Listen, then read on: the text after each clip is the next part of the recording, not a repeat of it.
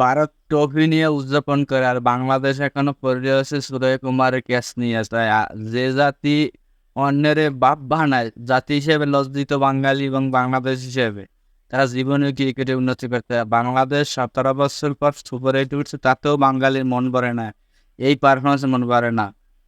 তো কেউ ভাবেই নাই যে বাঙালি সুপার এইটে উঠবে। এদিকে আর্জেন্টিনা ইকুয়েডর ম্যাচ, মেসি খেলতে পারবে না। সবচেয়ে বড় দুঃসংবাদ আর্জেন্টিনার ফ্যানদের জন্য, কলম্বিয়ার লাগে যে ব্রাজিল ড্র করছে, এই নিয়ে যে ট্রোল করার কিছু নাই। কলম্বিয়ার লাগে বা আর্জেন্টিনার পরিসংখ্যান বেশ বাড়ানো, দিকে তাস্কিন সে মাপছে সবার সামনে। তারপরও এটা নিয়ে নিউজ করছে না কি করছে জানি না। এতদূর কি যে অবস্থা দেশের ক্রিকেটের, বাংলাদেশ যাতে সুপার হিট উঠছে এতে মন ভরে না বাঙালির। আর বাংলাদেশ আছে কোন সময় ভারতের লাগে কার খেলা পারবে, আরে বাপ বানাবে এই লইয়া। যাক, গত ইকুয়েডর 5 তারিখ সকাল 7টায় ইকুয়েডর লাগে আর্জেন্টিনার ম্যাচ। ডিমেরিয়া, মেসি খেলবে না, এটা নিয়ে আর্জেন্টিনা ফ্যানরা অনেক চিন্তিত আছে। এবং এটা নিয়ে চিন্তিত হওয়ার কিছু নেই, লাউতারো মার্টিনেজ যথেষ্ট ফর্মে আছে, এরা খুব ভালো খেলতে আছে। যার কারণে এই টুর্নামেন্টে কিন্তু তার 3 ম্যাচে 4টে গোল হয়ে গেছে অলরেডি।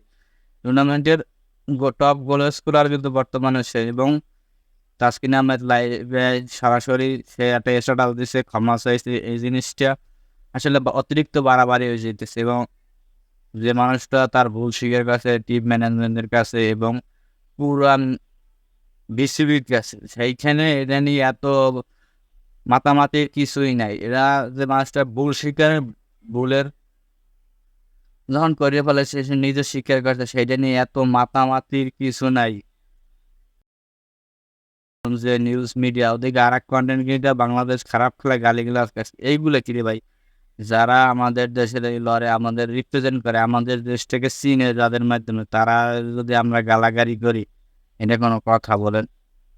তারপরে ডিএলপিএল এ আজকে মোস্তাফিজ খুব ভালো বল করছে, ম্যাচ যদি জিততে পারে কিন্তু সে কিন্তু দারুণ একটা বল করছে।